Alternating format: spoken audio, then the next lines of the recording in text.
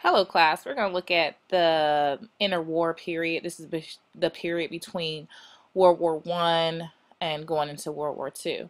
This is why it's called the interwar period. During this time, several things is going to happen that is actually going to cause World War II. You're going to have the end of obscurantism, the Great Depression in Europe. I want you to write down all the red information on your graphic organizer.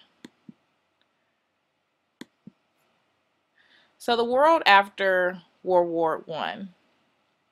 It was the victorious countries experienced a period of boom, meaning they made a lot of money. Next year when you take 8th grade U.S. history, you'll talk about the Roaring Twenties and how the United States experienced just a large amount of growth and an increase in money. That is going to trickle down to the world. Everybody's going to experience that. The Allied countries continue their alliances through international trade and economic cooperation.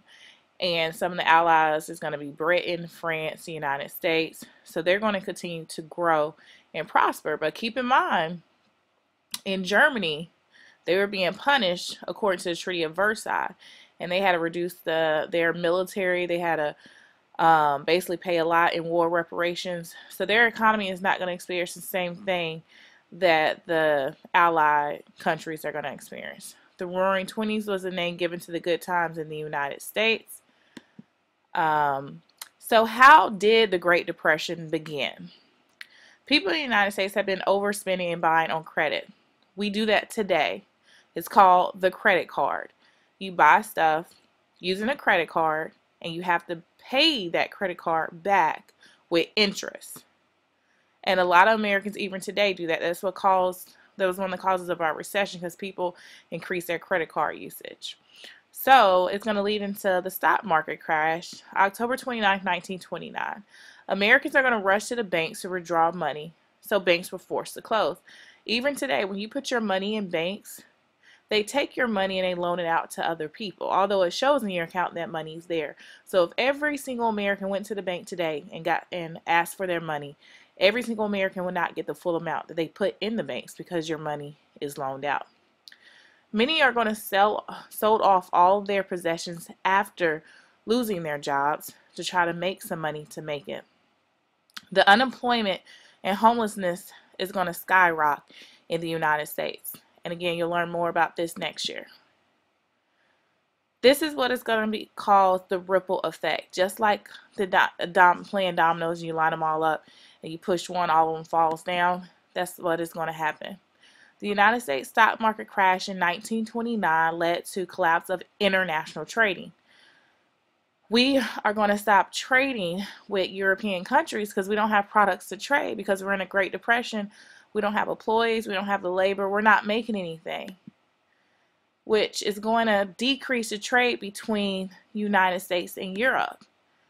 So if we're not trading with Europe and Europe's not trading with us, they're not making any money either. So they're gonna have cutbacks in productions at factories, which is going to equal less jobs, and which is going to increase unemployment worldwide, because they don't have the money to pay their workers or their labor, so they have to start laying people off, and people are going to get laid off, are unable to find jobs because the United States stock market crash, and which led to a decrease in international trade. Turning inward, one immediate effect of the global depression was the decrease in international cooperation. So countries are going to stop working with each other. Countries begin to focus on their domestic issues. And when you see the word domestic, it means home. Like they're worried what's going on in their home country versus foreign affairs, and that's your relationship with other countries. So countries are going to begin to focus on their domestic issues and ignored global community.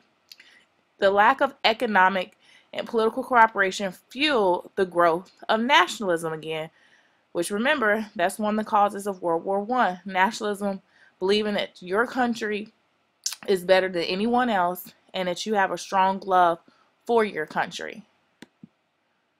So the global impacts of the Great Depression, as you see, it impacted the United States, Canada, Brazil.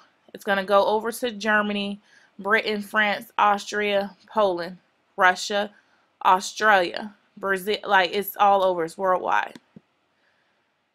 So the Great Depression in Germany, this is very, very important. The economy was weakened by the Treaty of Versailles, which was a post-World War I settlement. Inflation, meaning that prices are continuously going up, but their salaries are not.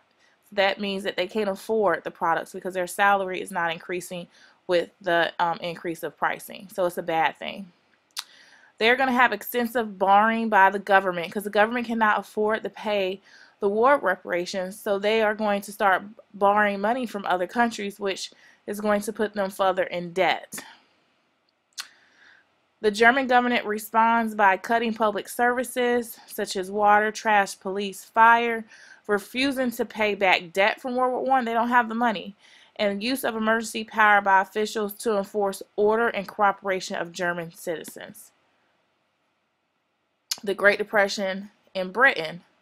Great Britain was weakened by decreased borrowing from British banks, shipping weakened by the collapse of international trade. The British government is going to respond by protecting industries, putting limits on products coming into Britain, and maintaining public services for citizens. The Great Depression in Austria. Austria was weakened by the collapse of its largest bank in May 1931.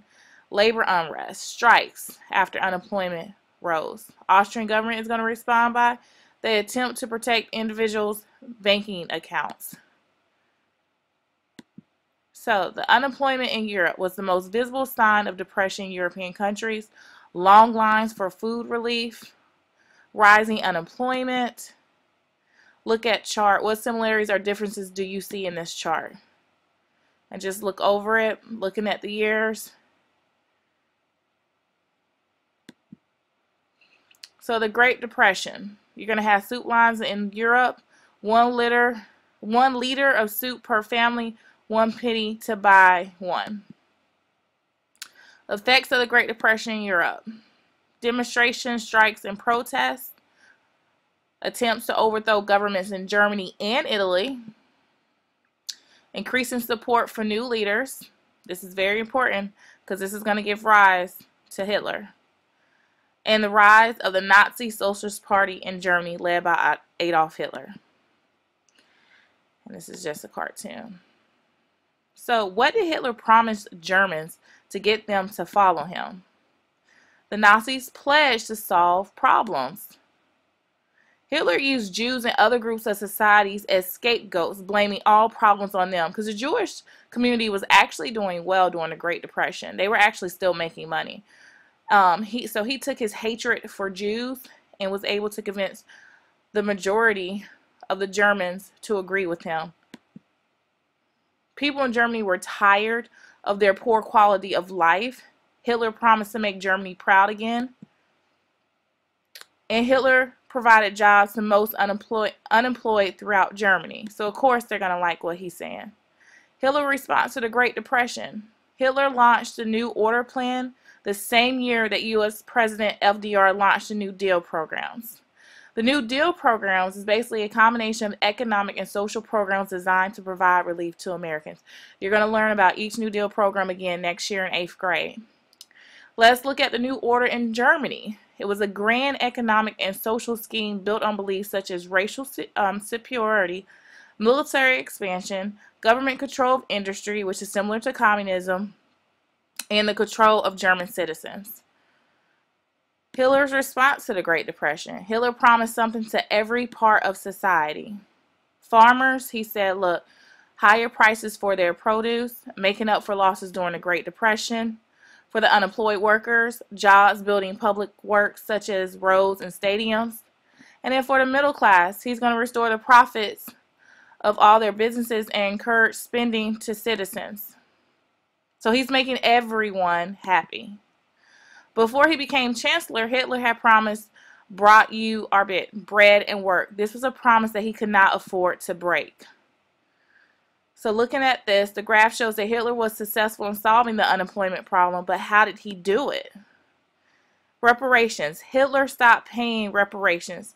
The money saved was invested to create more jobs. Government spending. Jobs were created by spending on public projects. For example, the motorways, which are the autobahns. Huge buildings were constructed. He built stadiums, and the car industry was developed. And then government money, creation of a bank, and rearmament.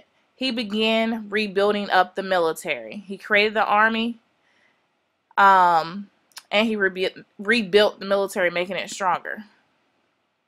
Adolf Hitler breaks ground on the Autobahn as part of his New Order plan to stimulate the German economy in 1933.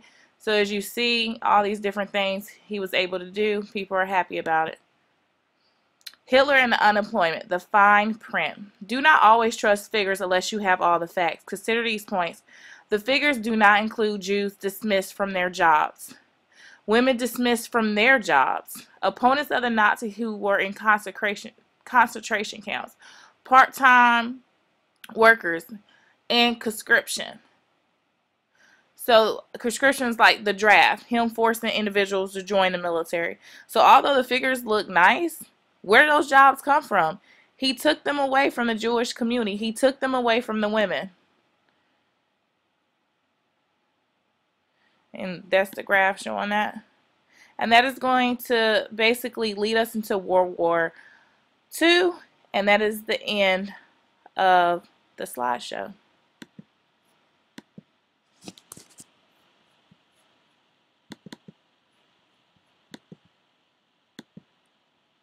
I can cut it off. Y'all can stop watching. The hell?